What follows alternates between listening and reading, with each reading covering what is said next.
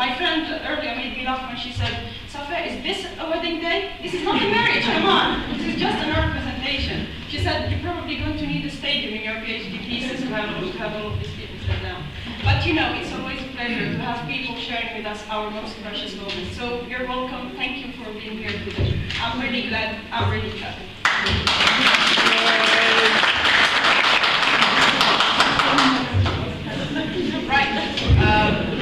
Are we guys ready? Yeah? Sure?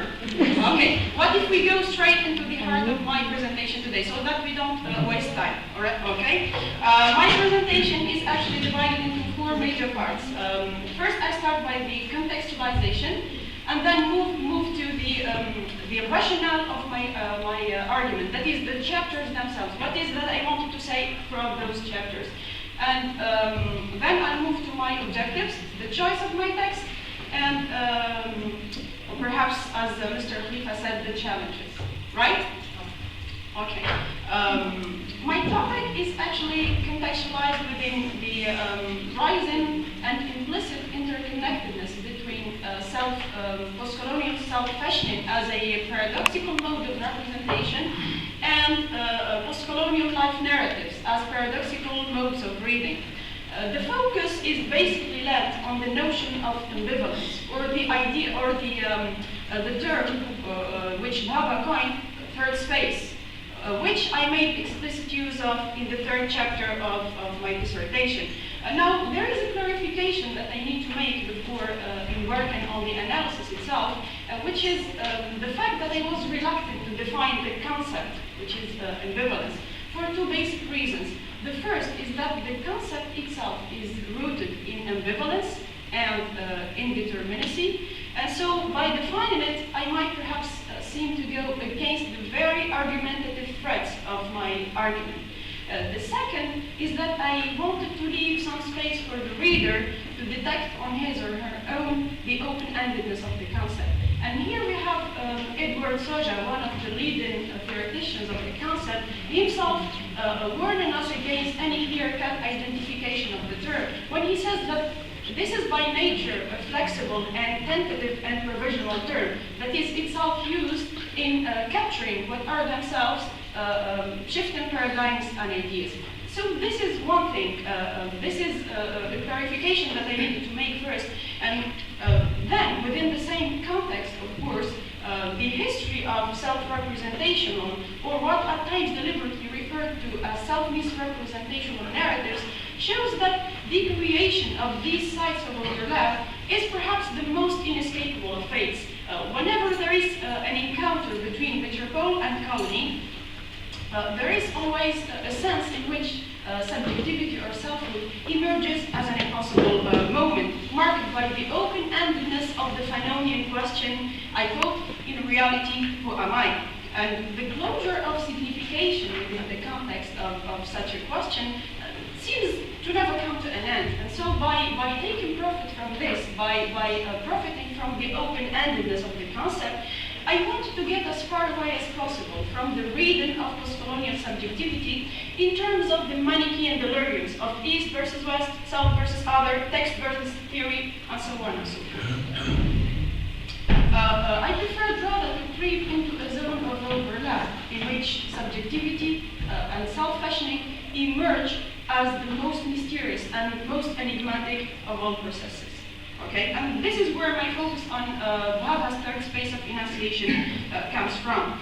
And part of the significance that the encounter between hegemon and subaltern, or metropole and colony, comes from, is that it transforms itself into a Derridian death prophecy, which never ceases to function like a foreshadowing of death. And of course, I'll come to further explanation to what I precisely meant by this.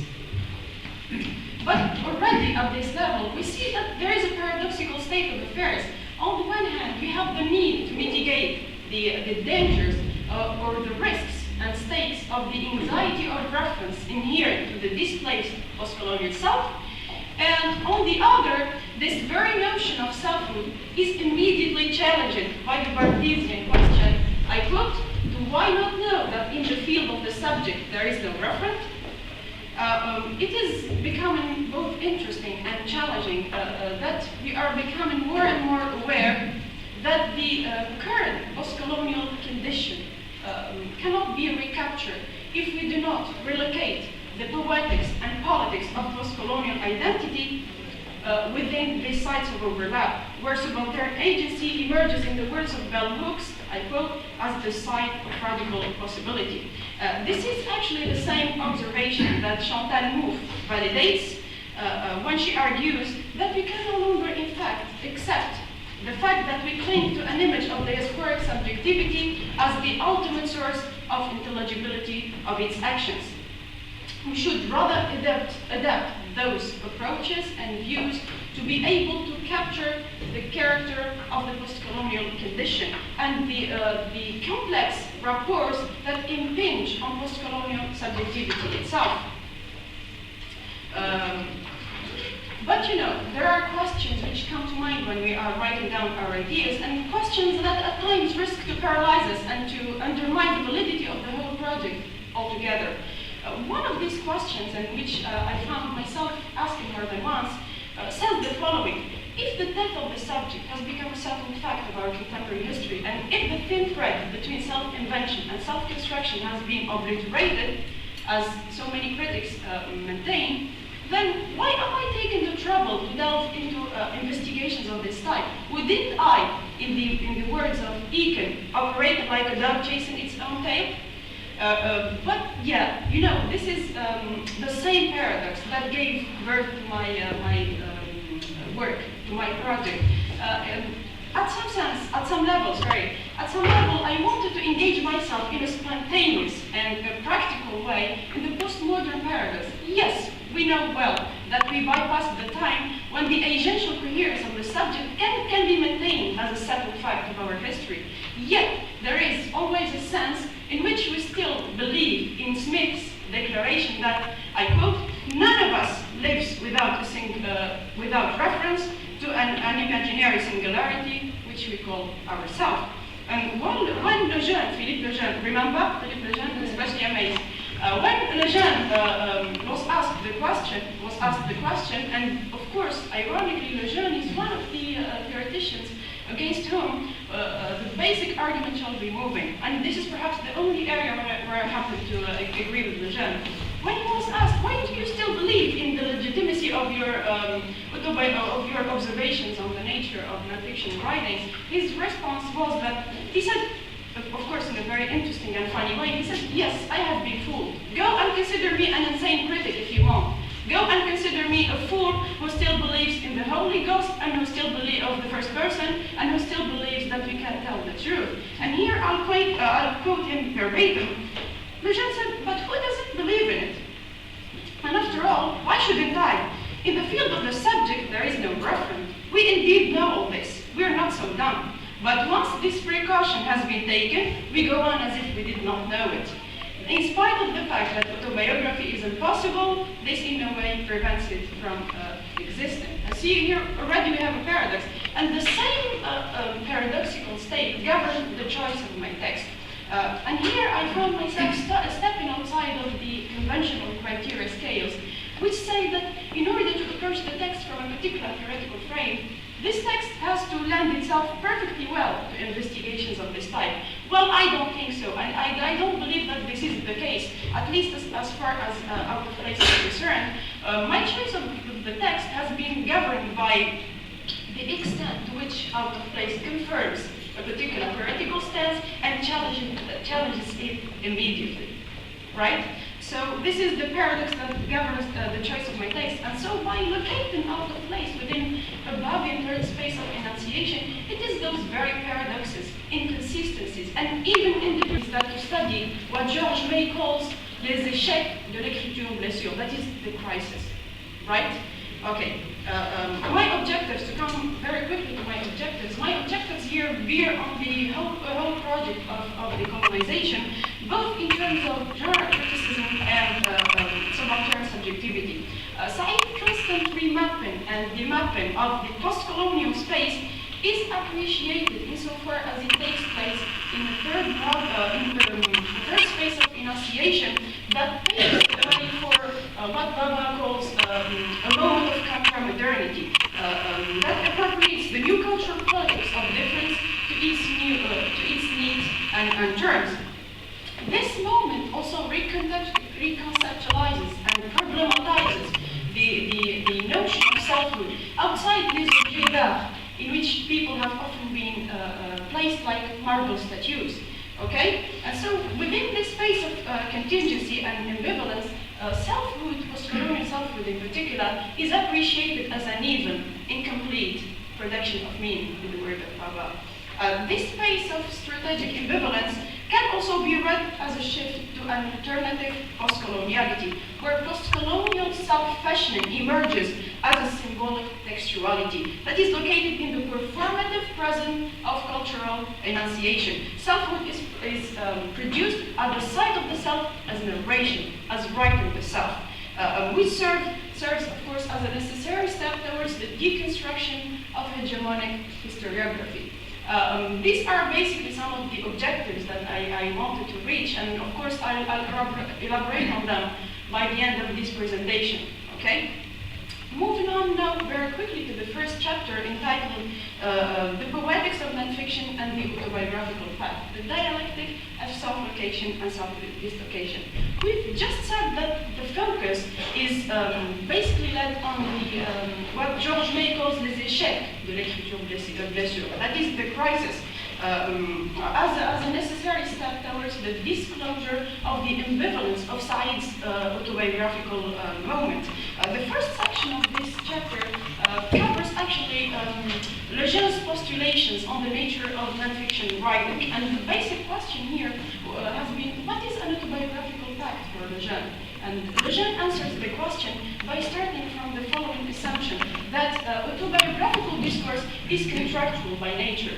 And so, according to him, an autobiographical pact is a written contract that enters into the ethics of genre itself, and which grants and necessitates an identity between the subject and object of discourse. That is, between author, narrator, and protagonist in Lejeune's terms. And the ordinary function of the pact is usually verified in relation to the proper name, according to Lejeune. And his insistence on situating the whole problematic in a specific relation to the proper name shows the extent that Lejeune shows the importance that Lejeune accords to the proper name as a referential label.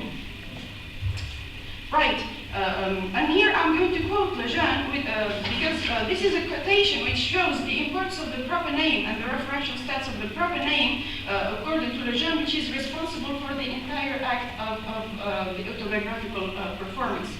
He says, I quote, the entire existence of the person we call the author is summed up by his name. The only mark in the text of an unquestionable world beyond the text, referring to a real person. The deep subject,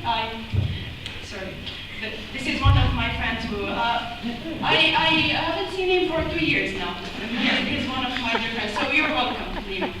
Thank you for coming. Okay, now I'll carry on. The deep subject of autobiography is the proper name, says Lejeune. And within Lejeune's, unquote, of course, within Lejeune's conception of autobiographical discourse, generic identity, as we already know, I mean, because of course I'm writing for a specific audience, right? I'll come to that by the end. Anyway, the generic identity, according to Lejeune, is a matter of a firm resolution. Unlike the discourse of nonfiction, or fiction, sorry, unlike the discourse of fiction, it generates other categorical affirmations or categorical negations. Whether we say that this is autobiographical or not. So there is no room for rough calculations or approximations of any sort. And hence, Legend's notorious declaration, autobiography does not involve degrees. It is all or nothing. So the autobiographical path is referential to the extent that it homogenizes, unifies the subject of discourse and the object of discourse, the subject of enunciation and that of utterance in the first person through the following promise. I swear to tell the truth, the whole truth, and nothing but the truth. And this is these are Legend's words, of course.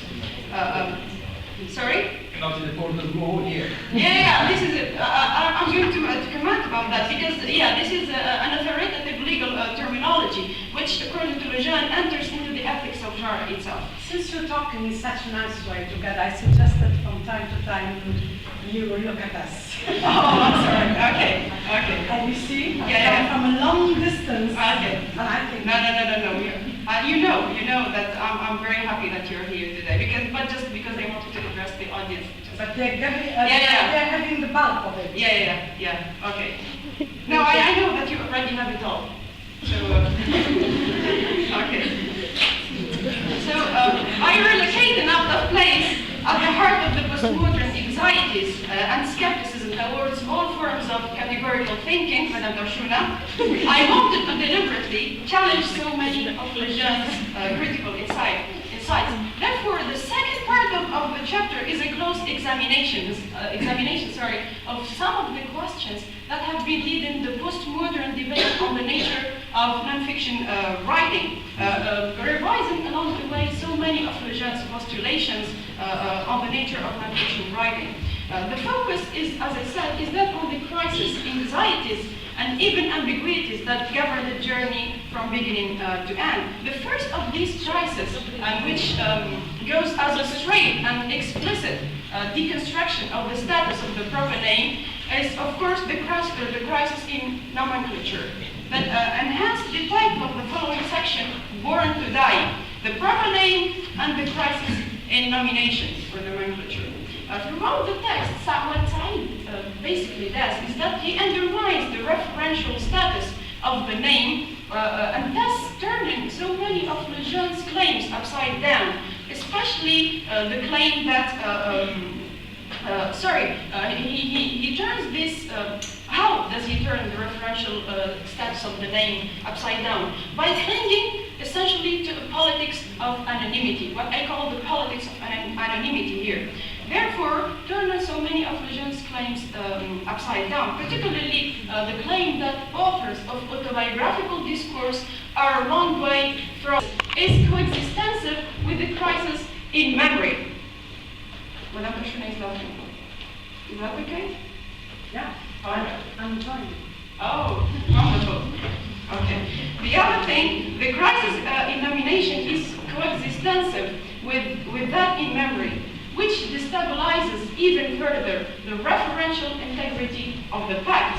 Hence, the title of the first part of the chapter, Amnesiac Interruptions, a Memory Divided Against Itself. The examination of this aspect of Said's autobiographical movement stems from a confusion triggered basically by Said's confession in the preface to Out of Place that this memoir is primarily a record of an essentially lost and forgotten word. And we find ourselves wondering here, how can an autobiographical subject claiming his own liability to factual inaccuracies keep to the promises of an autobiographical fact that foregrounds referentiality as its key, perhaps as its key, I did not find it. Sorry, As its key passing foundation. remark. You have already used up 20 minutes. Really? Yes, you are granted 5 more minutes just to conclude and run up. Oh my goodness. Or else, you make me 30%. think that Professor Abinamon has good students. When he starts, he gets carried away. Okay. Can she borrow 5 minutes from our Yeah. Sorry. Of course, because I welcome the audience, so those are already 5 minutes. So the speech itself has taken 10 minutes already. Okay, how much time do you have? 5 more minutes. 5 more minutes? Okay. Probably I'll skip some parts. Just in connection to memory here, I want to say that Said's conception of memory is metaphorical rather than a literally decoding apparatus that is a referential rendering of experiences. And as someone maintains in the theaters of memory, so far from being handed down in the timeless form of tradition, memory is progressively altered from one generation to another, and just like history, it is inherently revision and never more chameleon than when it appears to stay the same. I'll have to skip some parts, I think, and probably I'll have time to elaborate on them further discussion. Yeah, right? Sure. Just one more remark about this chapter is that the ambivalence of Said's autobiographical posture can be detected through an investigation of the discourse of trauma or traumatic historiography. And my focus on this very experience has been governed by the ambivalence and the mystery of this aspect of Said's text. The focus is led on Said's exilic experience because of its inherent unrepresentability and ambivalence. For Said, the first dislocation from a place that he took for granted and from which he drew his sense of belonging originates in the production of a psychic and spatial moment of unholiness that lies much of the heart of his ambivalent posture. And so this experience communicates to Said, I quote, the enigmas of being without a country or a place to return to, of being unprotected by any national authority or institutions, of no longer being able to make sense of the past except as bitter, helpless regret. So the provisionality of Said's homely space differs the closure of signification and also brings an interruption within the rationale of the Legenian fact. This part of the chapter examines also the way the fall of Palestine functions as a vantage point to the narrative, or what Alan Young calls the pathogenic secret that acts as the central organizing principle for a relationship to the past. Here, I skip this part. I'll move to the second chapter very quickly and summarize it in perhaps one paragraph. I'm obliged because I don't have time. No problem. Okay. It is entitled The Anxiety of Reference, Diasporic Subjectivities, and the Referential Fallacy. The first section of this chapter sheds light on the ethnic split and the enunciative polyphony characteristic of out of place, which violates what Bruce, I'm not sure about the pronunciation of her name, Elizabeth Bruce or Bruce, which violates what Bruce called the illusionary act of autobiographical discourse in reference to the identity between author, narrator, and protagonist. And the following section is a continuation to the same argument. It is entitled Born to Die, the Deconstruction of the Subject-Object Paradox. And it investigates the way Said's enunciative polyphony dismantles the cluster of Neo-Sobomian features. And these features are violability exerted through the body, denial of subjectivity manifest in Said's discursive position, and instrumentality performed by photographic ritual. Because of the direct effect they seem to bear upon the fact. I'll skip these parts too, and I'll go directly to perhaps one aspect of this objectification feature, which is photography, for instance. Coming to this part, it is entitled The Return of the Spectre, the Photographic Ritual, and the Horror of Inauthenticity. It examines the way Said reappropriates his politics of objection in the deconstruction of the binary dialectic of photography. The manifest paradox confronting Said, the autobiographical subject, of course, within this act of textual composition, is his experience of his past self, signified past self, as at once the same and yet as other to it, strangely as other to it. And at the very moment when a souvenir comes back, at that very moment when a souvenir is born, the autobiographical subject undergoes a form of death.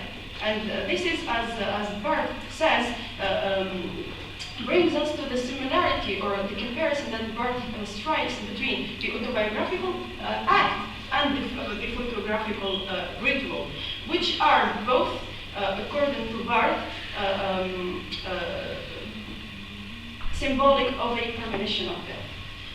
Now, of course, when all the above crises intersect, the outcome is a break in the very generic composition of the text. And this is why I said that Out of Place is not a memoir, rather an entire memoir.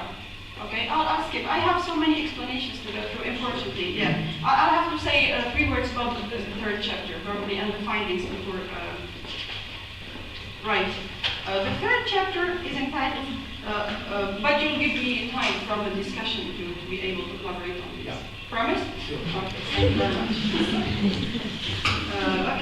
Moving on very quickly to the last chapter, it is entitled The Politics of Nonfiction, the Discursive Redevelopment of Post-Colonial Space, and it is an inquiry into the nature of Said's politics of genre, specifically the way Said contaminates the ambivalence of his subject position to the colonial text by occupying a Wahhabian third space of enunciation. So the one side deconstructs the Manichaean dialectics of binarism in favor of a more liminal appreciation of the hegemon-subaltern encounter is important insofar as it foreshadows one of the key projected findings of my analysis, which is post-colonial self-fashioning is a phantasmic space in which both metropole and colony become impossible objects, or subjects, or objects, better. Impossible objects, situated between both. And Said's redevelopment of the colonial space coincides with his wish to interrupt the movement of such a hegemonic apparatus, to be somehow disembodied. Therefore, he develops a tacit fascination with the secret art of invisibility. What is particularly interesting here in Said's position is that the sensation the subaltern figure introduces in the metropolitan instance resembles something that reminds us of the cat-man encounter in the reader's The Cat That Therefore I Am. As soon as the man is gazed at naked, he is immediately forced to inquire, who am I, in the personal borders between man and animal. And once the subaltern instance comes into contact with a subaltern figure, he or she is confronted with his or her own nudity, ironically reflected through the eyes of another. And so the cat here, in the reader's terms, does not emerge as a mere mediator or identity. It itself has an unsubstitutable singularity. And hence the reader's declaration, he says, I quote, no, my cat, the cat that looks at me, does not appear here as a representative or ambassador. If I say it's a real cat that sees me naked, it is in order to mark its unsubstitutable singularity. I see it as this irreplaceable living being that one day enters my space, enters this place where it can see me, encounter me, see me even naked. Nothing ever take away from me the certainty that we have here is an existence that refuses to be conceptualized. And so sorry? Last one? No, I have just 3 or 4 findings. May I go through them very quickly? Thank you very much. Okay, this moment, the Saidian autobiographical moment, is a moment of apocalypse in a way that foreshadows a border crossing journey between the beginning and the end, and it at the same time signals the end of subjectivity, the end of perhaps the end of selfhood itself, and this the importance of Said's third spatial positioning has obviously managed to escape the trap of essentializing and dehistoricizing the discourse, both the discourse of genre and the discourse of culture. And if there is also another thing which Said's Out of Place contributes to, it is the production of a lawless form of writing, where both genre and culture emerge as a textual, as a symbolic textuality, and within which there is always an interrupted division of the sign, which reminds us of Bhabha's notion of the time lag, which makes us move forward, ironically, by interrupting us, by blocking our movement towards, perhaps towards a synchronic history. And so what Said does is that he problematizes and reconceptualizes the border between culture and literature. And perhaps I round up with this. This takes me by the hand to one aspect of our academia life, which is the division between the discourse of culture and the discourse of literature, often maintained in that division between, I mentioned this in the conclusion, of course, often maintained in the division between culture studies and literature studies. This is a time where we can no longer accept that division. And I said that at the end that my analysis itself, of course I'm not supposed to include myself in the analysis, but I can't help it. The analysis itself is a subaltern instance, which takes me to another space, to a third Marbian third space of enunciation, if you want. And this is why I said it's a subaltern Viridian evil eye that never ceases to locate us and relocate us in third spaces, in what Lefebvre calls in his the first declaration, famous declaration, il y a toujours là. Thank you very much for your attention. Time management as well. Yes, Because yes. you're going to be a teacher, and you are a teacher. When you have a lecture to deliver, it takes My students here, 45 yeah. minutes, not 1 hour and a half minutes. Sorry. Okay, thank you, Safa. Thanks very much. Insightful and very thrilling. I can see that you're really immersed in theory. Very quiet, like a sponge. Thank you. Oozing. The theory No, oozing pleasure. out. Thank you very much. Thank you, thank you. And this is, yes, to your credit, of course. And certainly, the children's credit too. Of course. Thank you. Now, without further ado, I turn to Professor Benamor. Thank you. Who is going to evaluate your work and certainly will bring some kind of a sense of proportion, perhaps. Or kind of, You may let me your microphone. sorry, Does my work right here? There you are.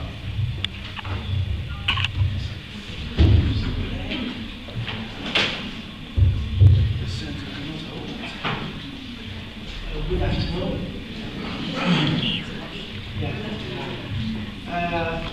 First of all, I would like to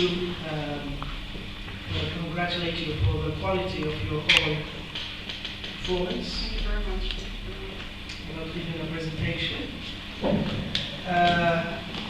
Even if I have a minor grievance because, well, you know, we want our students. Now you are our colleague. No, I'll be forever a Confident, student. I'll be forever a student. We want them to be confident, but not overconfident. We want them to be easygoing, but not self-indulgent.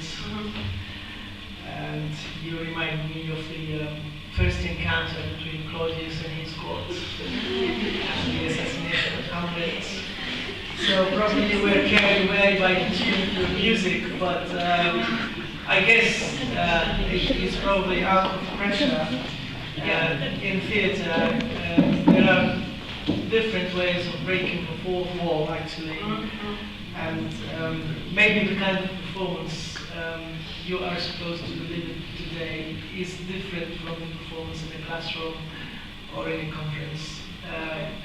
But I mean, I deliver this remark in a very kind way, actually. It's not only for yourself, but also for the audience present here. No, I did not really grasp what you precisely meant by this. Digressions, welcoming people coming into the audience room, swimming, so that okay. is indeed to be taken into consideration. Right. Thank you again for the clarity of your presentation, Thank you very much. which is very fluent, very articulate, very precise, and I definitely agree with Professor Khalifa when he said that time management is indeed an obligation, and certainly you are very enthusiastic about what you have done and what you have read. But the most difficult task is to know how to restrain oneself within the limit of space. which is unfortunately also reflected in your substantial work, because this is an LMD dissertation, which is supposed to be a 60-page dissertation, and you delivered a 149-page dissertation. And even for an old matrice dissertation, 150 pages is really too much. You see what I mean?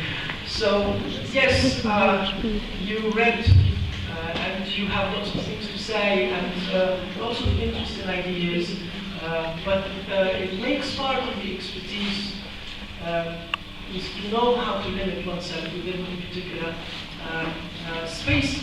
It is much more difficult, indeed, to deliver a 60-page dissertation than a 150-page dissertation. So I hope that you will take that into consideration in your future researches, and certainly you will have plenty of time to expand with your ideas and your enthusiasm in future articles. And I do consider it as a defect is the length of your essay. You know why? Because first of all, it could serve as a bad example for future students. Secondly, because, well, you are able to write 149 pages, but there are some other students who won't be able to write properly 149 pages. Thirdly, because I do consider that as a kind of a self-indulgent behavior. It means that you did not manage to limit yourself to the restrictions imposed on you, which were imposed on purpose, actually. So, if, maybe later, if you try to justify the length of your essay, I mean, it is indeed in there because of the quantity of things you want to develop. If you can say something in that context to defend yourself, that would be all right. Now, just very few remarks as far as your introduction is concerned. It is rather long. And I think that instead of engaging a general debate related to post-colonial subjectivity, you should have concentrated on introducing your topic and probably defining, starting some of the key concepts. I think it would have been a bonus. Probably a display of the major problems raised in the introduction would have been enriching. We need to see the problem, which is to be raised. Well, you did explain yourself in a very clear way in this oral presentation. The beginning of your first chapter attempts to establish a display and an explanation of the autobiographical act, which is very legitimate. However, I noticed an absence of any attempt to explain the concept of self-fashioning. The expression self-fashioning makes part of your title. You started mentioning self-fashioning from page 28 on, and this is my first question to you. How did you account of the use of the concept of self-fashioning in a thesis focusing actually on genres, on autobiography within a post-colonial context, know that self-fashioning is a concept that goes beyond post-colonialism. Goes beyond? Yeah. What do you mean by that? The concept of self-fashioning actually is a concept which is not to be framed within the paradigm of post-colonialism. Do you think so? I am asking you a question. Can you please answer, or you prefer to answer by the end? Just this question or the other questions? Yeah. Shall I go through It's this? up to you. Okay. Right.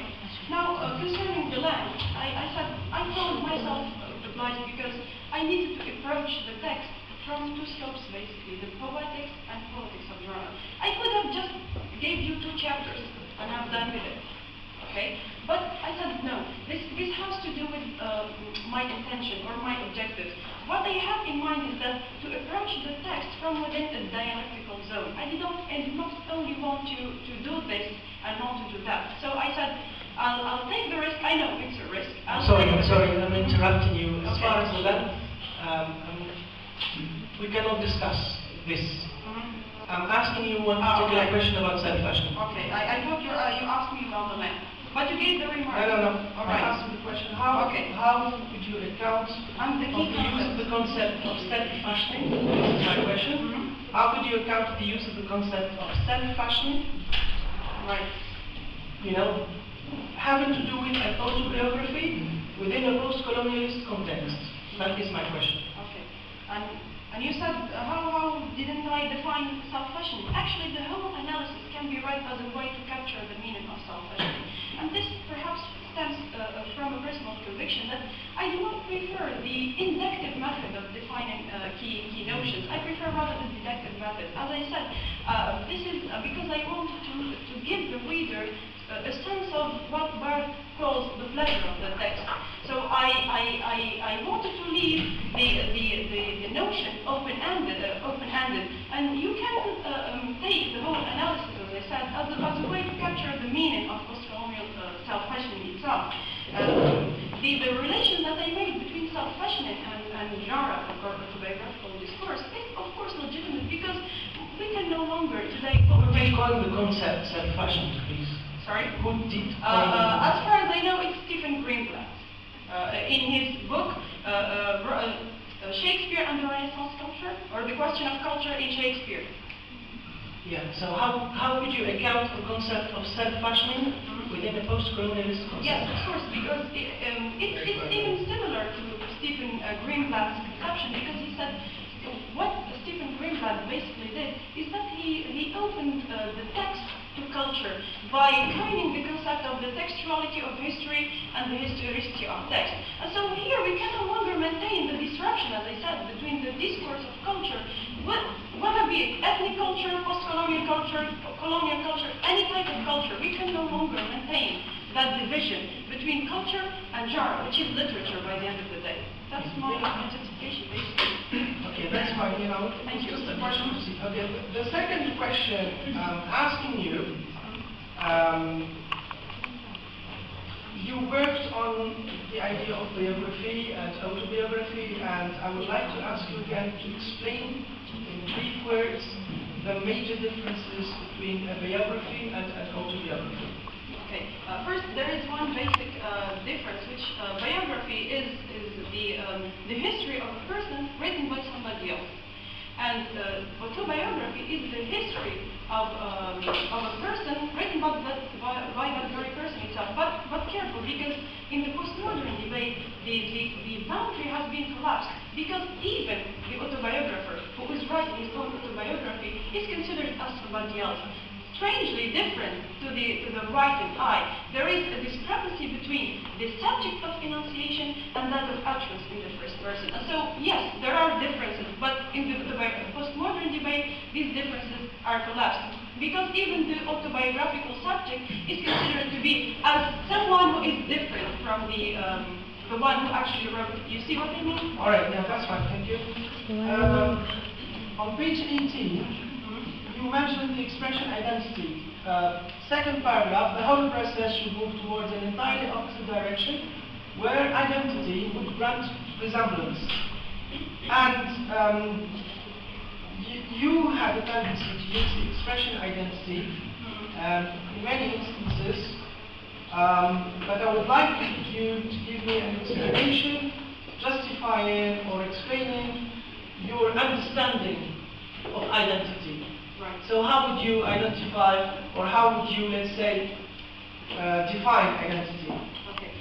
Now first I need to make clarification, and I'll be honest about that. If I had more time, I would perhaps omitted the word identity and replaced it with subjectivity. Because even if today we understand that identity is more of a process, generally it's taken, I'm saying generally, it's taken as a given. And so it's robbed from its inherent open-endedness. I would rather use for that the concept of subjectivity, formation, or deformation, as I call it. You're asking me about the meaning of that. Of course, it is generally it's the way one fashions the sense of him or herself in a particular space and time. Right? Yeah, because as I told you, I guess. Yeah. And I'm aware of that, yeah, definitely. Oh, yeah. On top of page 39,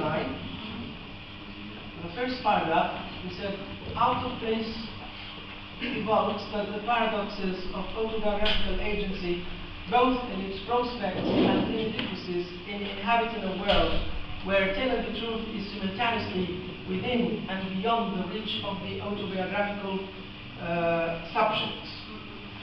And this, indeed, and also for the sake of triggering off the debate, a certain question came to my mind, and I would like to share with you actually and see how you would perceive things. And my question is, how important is the act of retrospective narration in Out of Place? And in other words, what is the limit of the conscious and the unconscious in the act of narration in Out of Place?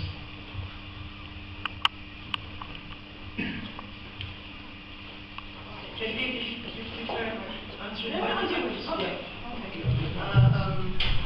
Your question is about the importance of the act of retrospective narration in Out of Place. Actually, as I said, the importance of this act of remembrance or reminiscence stems from its parodic force.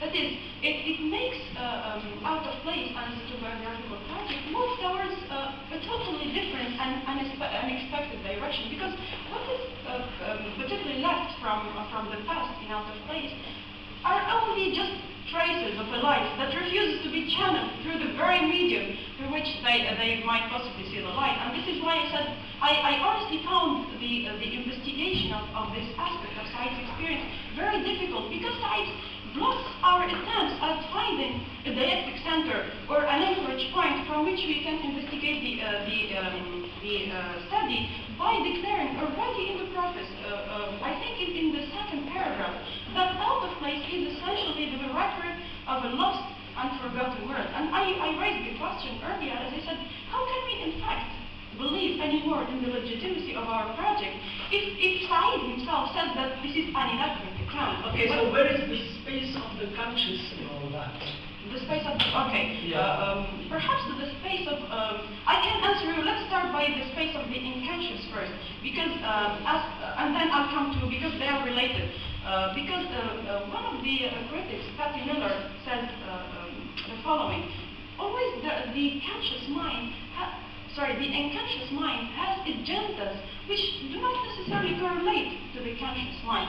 And so Said, yes, puts this philosophy into practice by providing us with a concept of memory which Young calls it liminal spot, that is in whose spaces past and present selves melt. And this leads us also to Starobinsky's declaration that this concept of memory literally, because it's discursive, it's shaped textually, it literally burns autobiographical subjectivity, reducing it to mere ashes. And here I want to quote the French quotation, which I think answers your question, and I think it's also very important in Said's generic conception. John Starobinsky said, and I quote the French quotation because it sounded to me more expressive. À vouloir trop se rapprocher du foyer de son être, celui qui se cherche sur la voie des écritures intimes risquerait de se brûler à la flamme qu'il a allumée. Le langage humain ne supporte pas de trop violente surcharge énergétique. Il arrive qu'il fasse sauter les fusibles et mettre les feux au circuit du discours. Donc, what Said does is that il met le feu au circuit du discours, as Starobinsky says. But what is conscious? What is conscious here is what Said seems to be struggling here to confirm his sense of being Palestinian, of a Palestinian descent, which so many critics doubted, like Erwin. Erwin said, this is a dishonest account. This is the work of a malignant person, he said. And so I think that this is not much a proof of dishonesty on the part of Said as a struggle to perhaps answer those who doubted his Palestinian identity, his Palestinianhood, if we might say. this is where basically the conscious scope of Said's memory comes into view. And is that enough? You know, that's all right. You know, just something which is limited actually. This idea of retrospective narration, the space of the conscious within the unconscious, has to do with giving an account about the traumatic experiences. Giving an account about traumatic experiences or qualifying them as traumatic experiences would lead me to this question, actually, this interrogation. I personally don't have a final answer to that. How traumatic are these experiences indeed in reality, in this act of narration, which is an act of retrospection? You see what I mean? So, my question had to do with that actually, because as I told you, you mentioned the traumatic experiences, and I wondered whether can we reconsider or consider them as traumatic experiences, or reconsider them. So you're implicitly doubting the traumatic nature of this is what I understood. Probably, yeah? It's not doubting, actually. It is relativizing. Okay. It is reconsidering. And this is what Said does the same, actually, that he relativizes. And I said it. In this part, if you follow the rationale of my work, in this part I dealt with the Palestinian, the exilic experience, not as a negative or positive experience, not as a good for us experience, and I said we should also be able or careful not to trivialize or banalize its legacy. Yes, it has both pejorative and perhaps positive aspects, and this is why I focused on exilic experience, because it's ambivalent. Perhaps if the experience were of a negative or pejorative dimension, I wouldn't have taken the trouble to delve in it from the beginning, because it doesn't serve my objective, actually. And you don't need to justify, that's all right, you know. Yeah. It's just for the Yes, sake of, right. Yeah, figuring out what to make. so the question, just one more word about the question. We consider it traumatic and not traumatic, both and none at the same time. This is it. You're not convinced? No, that's not it. That's not it. But I would like to move on, actually. On page 54, your attention please. On page 54, you see this is a reflex. Your attention please. You mentioned, you attempted to explain the crisis of recognition by giving the example of Said as a butler on page 54. And honestly, I found this explanation not very convincing.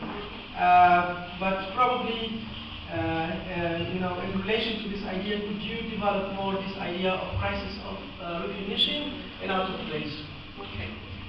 The crisis of recognition in out of place actually comes, is redoubled. I said once, because science consciousness itself seems to be refusing to yielding so easily to a sense of selfhood.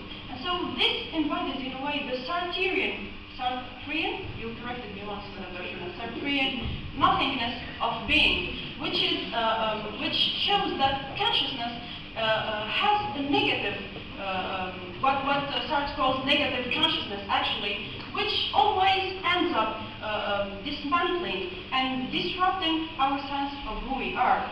The second aspect, and this is why it is redoubled, because Said is negated his sense of selfhood by others, and of course you might think that the incident is not very significant, and there are loads of incidents which I could use and replace that incident, but it sounded to me so how shall I say it? So provocative, so simple but so provocative. Once Said comes to embrace Muhammad, actually the butler, and Muhammad says, no, this is not Said, the one I know. This is not Said. And so Said said just one or two sentences.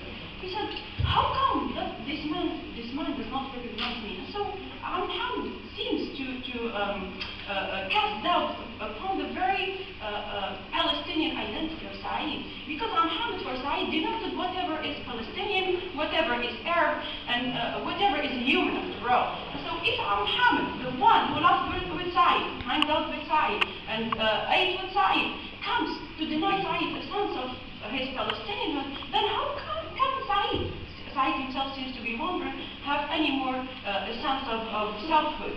And there are, of course, plenty of examples which confirm this. But this is basically the significance that You know, why you notice that I'm asking lots of questions about out of place, because I personally felt that you should have paid more attention to the book, with more examples from the book.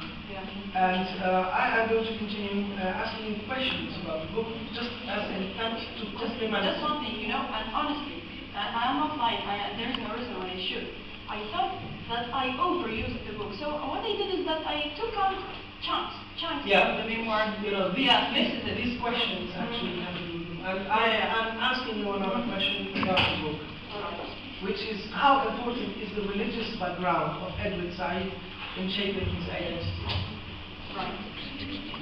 The religious background. Actually, yes. I answered the question now? Yes, please. Okay. Yeah. I think there is a debate here because some people say that Said, of course, regarding his background, is a Christian. But Said, in our place, says that no religious faith seems to make sense for me. And this is why Said is often seen as a humanitarian or a humanitarianist. And this humanitarianism is often attacked because, according to some people, it turns its back to Said's background, to Said's Palestinian background. And so I think there are two phases. You're asking about out of place.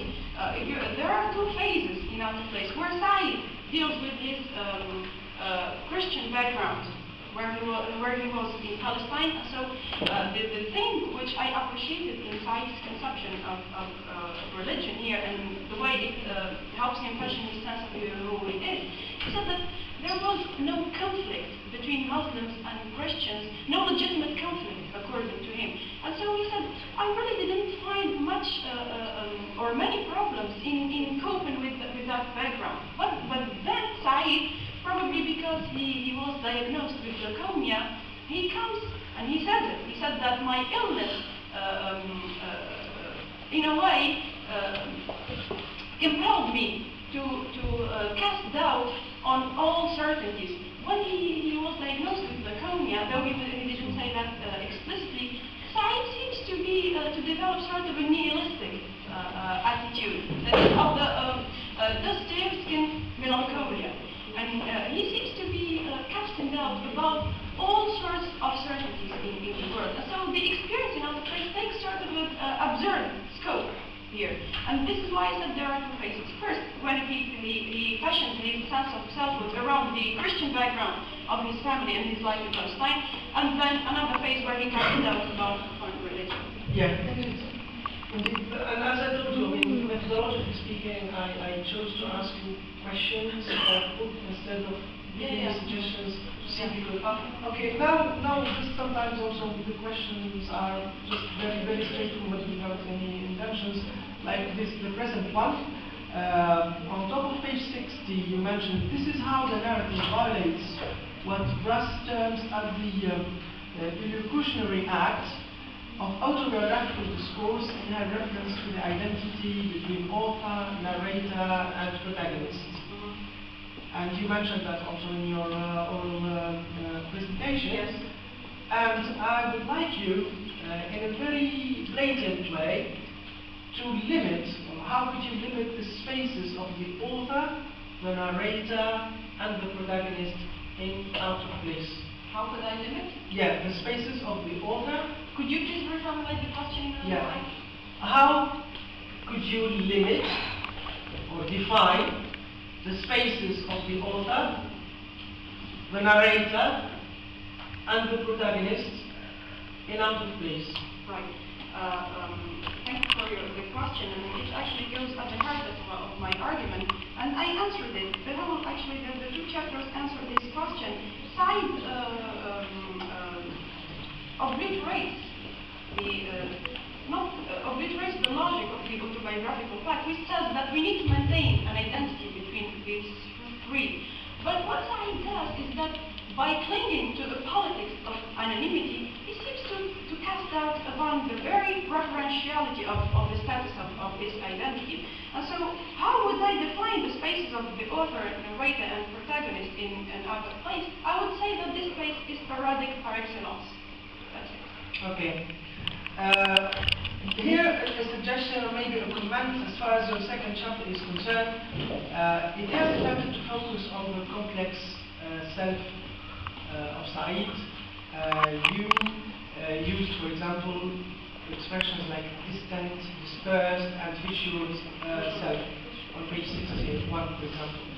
In other instances, you mentioned the shattered identity of Said. And I guess that in this case, probably, and I would like to see your opinion about that, an insight into, you did talk about these blurred frontiers between genres and spaces and so on and so forth. And just to corroborate what you have said, I said in this case probably an insight into psychoanalysis could have been pertinent. The notion of the West in relation to the notion of the crisis, whatever, the idea of the holographic representations, whatever they are, or even the mirror image. So, what about these ideas actually? Yes. Yes, I'll confirm your observation further by saying that I made already reference to that first by comparing Said's memory to a Lacanian objective d'état, which produces resonance precisely and ironically by turning resonance and satisfaction into mix. That is, by reproducing itself as desire. And second, I said that this process of self-fashioning in Said's Out of Place reminds us of the cursed scribe in the Heart of Darkness, the horror, where self-identification emerges ironically when the self realizes that it is no longer the same as the past signified self. And so, yeah, here we could have perfectly well used Lacan's mirror state, but I was afraid not to be eclectic. So The idea here, and probably it has to do also with suggesting, I think that you could have added plenty of footnotes. You could have reduced probably Okay, there is one concept that you did not mention, and I think that it is very legitimate to think about it. And I'm sorry if I'm greedy actually, because I know it is the interest that I bear to the work that was triggering off my curiosity. What about the concept of self-loathing in Out of Place? Yeah, which is in the heart, actually. Definitely, especially. Yeah. So the concept of self-loathing, do you want to say something, or? Yeah, of course. It's very legitimate in the context of Out of Place, especially in relation to Said's connection to his body. And this, as I said, results in what I call necessary autophobia, which is crucial to the moment of self-identification. And so Said's father manipulates his body posture manipulates his body posture in a way that Said initially refuses to accept, but later that space between himself and his father turns into a chaseable territory, which as soon as Said recognizes that this might serve as a good territory from which he can initiate his process of self-fashioning. So self-loathing in the context of Out of Place can be read both as a negative experience, but also as a crucial moment necessary for self-identification. Okay, I'm trying to be brief, sorry.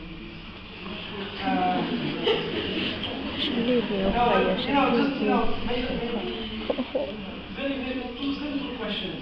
I'm not asking you to. How could you account of the polyphonic in Out of Place? The polyphonic. Yeah.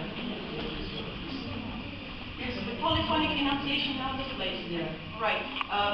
Simply because Said gives us the multiplicity of voices, and it seems that at times he is listening to other inner voices we encounter in Bakhtin's dialogic imagination, where the peasants speak from or are aware of themselves through their position within different discursive community. And so the enunciative polyphony, the enunciative place, comes from the clash of voices that Said uses there, and from a little bit overdose of daring, intellectual daring. Who dare agree and disagree with Le Jeune at this level? At this level. Because this is an end. So I think that it is ambitious and really challenging on your part to have done that and have proceeded in that way. We come to the topic, and I think that the whole beauty of this dissertation is in its challenging scope. When you come and say, I've chosen this topic because it accommodates and challenges at the same time an idea,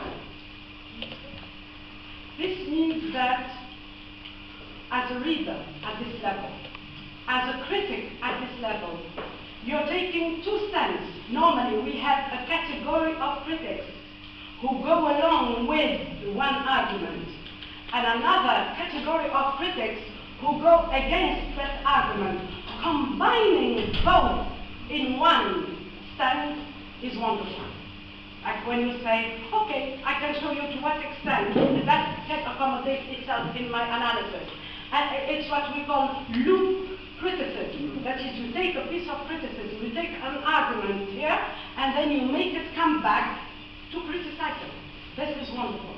In this dissertation, that kind of mastery of the material, where you take it in your hands and you can twist it in so many directions, is wonderful. When you say, for example, chapter 1 raises some questions and chapter 2 answers some of the radical questions, just one thing is left, and chapter 3 will underline the findings. Very logical. So it's as simple as that. I like very much that when you talk, for example, about referential status, we hear it and we think that it is light. Anyone would say referential status. But when you take that notion, when you take that concept, and then you use it in your analysis, you integrate it in the analysis, and it becomes part of the analysis. Even in the oral presentation today, you were very fluent, and then going back and forth between critics and theorists without ever producing the effect that, while you're imposing statements on your own arguments, that was very fluid and also very good. The matter of the flow of thoughts. The flow of thoughts in this dissertation, they just moved in the dissertation. You just moved from one substantial idea to another substantial idea with no big mistake in terms of composition. That is, the overflow of thoughts is very well adapted to the fluidity of the expression. And I add to the fluidity of the reception. I wasn't bored. Despite the length of the thing, I could have listened to your oral presentation, I think, at least for another 30 minutes, at least. Which means that at no point it was repetitive or repetitious. And from the time we say it adds things to the argument and to what you have tried to develop in this dissertation, I'll say that it is all to your credit. Thank you very much. That's one last point, because it is my duty to do this. Be careful. You have to stop at the right moment. In writing to us, your writing to me is pure pleasure. Your writing to you shouldn't be pure pleasure. You should be able, because I'm receiving the writing, but you're producing the writing. You are much more limited by norms than myself, because in receiving your work, I could receive it scientifically and to an extent also emotionally. I can say it's all relevant and I do enjoy it. You have to say it's all relevant and it is all, and then later on you enjoy it more. And you have to, you should pay attention to this in the doctoral dissertation later on. And I'm sure that also the doctoral dissertation will be of very good quality. And I don't want to spoil this with questions. Thank you very much. Thank you very much. And I really pity those candidates who are going to file up behind you after you. Because I think they will stick to the norms. And you are a little bit ahead of many researchers, and this is really a pleasure, as Professor Kusuna said, to read your memoir and to listen to you, and to maybe time for me. I won't be very long, it will take me just 10 minutes. I'm just concluding, but I would like to start on this particular occasion, like in those puritanical churches in the, in America, and they started the founding fathers and all those early settlers in America. They would sit in a church and make amens. So today, I would like to make amends without making you cry again. Because I remember I had some clash or some misunderstanding with Safa. She was one of my best students of a program. And most of the time students, prepare papers and they submit these papers to me for evaluation and for my feedback. And I read her paper, and when I came back the following week, I gave back all the papers to all the students except her. I said, I would like to have a word with you. So I thought it was sheer plagiarism. I was suspecting that she pasted and copied something somewhere on the net. So I told her that, and she really could not, she couldn't have it. She was in tears.